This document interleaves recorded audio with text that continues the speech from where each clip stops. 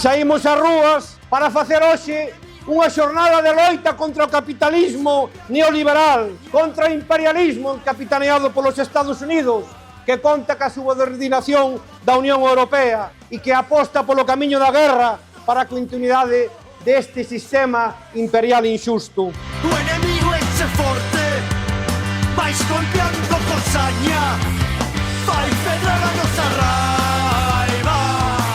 E a este reforzo do papel imperial responden as órdenes de aumento de gasto militar ao que acude servil e obedientemente o Estado español e unha Unión Europea cada vez máis degradada porque cada vez é máis de ultradereita e máis fascista.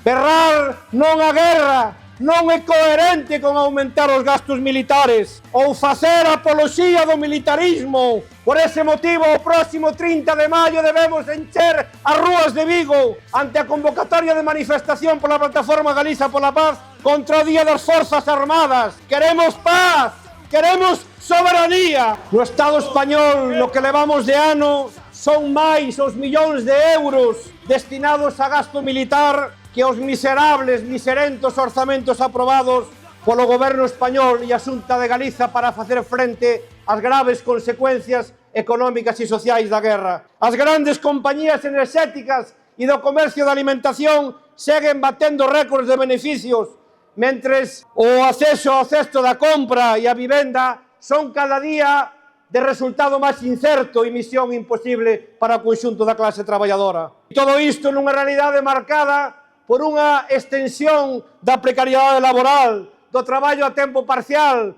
do traballo fixo discontinuo e dunha importante e elevada aínda temporalidade. Todo isto imposto por unha reforma laboral do goberno do Partido Popular no 2012 que o chamado goberno máis progresista da historia aínda non derogou e que en todo caso piorou coa reforma laboral aprobada no seu momento. Desde a CIGA pedimos que cese o gasto militar e que eses cartos se destinen á protección social. Exiximos a intervención pública, o control público en sectores estratégicos como a enerxía, como a alimentación, a vivenda ou a mobilidade para levar adiante un verdadeiro plan de choque que, entre outras medidas, garanta o incremento do salario mínimo entre profesional a 1.374 euros mensuais, porque, ademais, é o que recomenda a Carta Social Europea.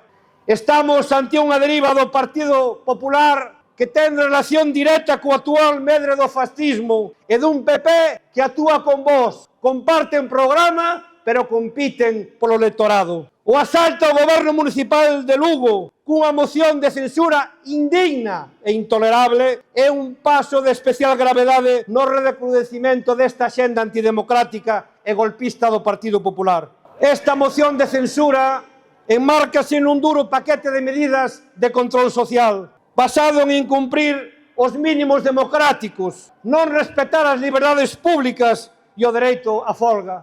Velaí os últimos exemplos. Decreto para legalizar o diálogo institucional que é a fosa común na que enterran os nosos dereitos laborais. Anular a representación da CIGA e desmantelar os organismos de representación institucional plurais que confrontan as súas políticas. Promoven cambios no Tribunal Superior de Xustiza de Galiza.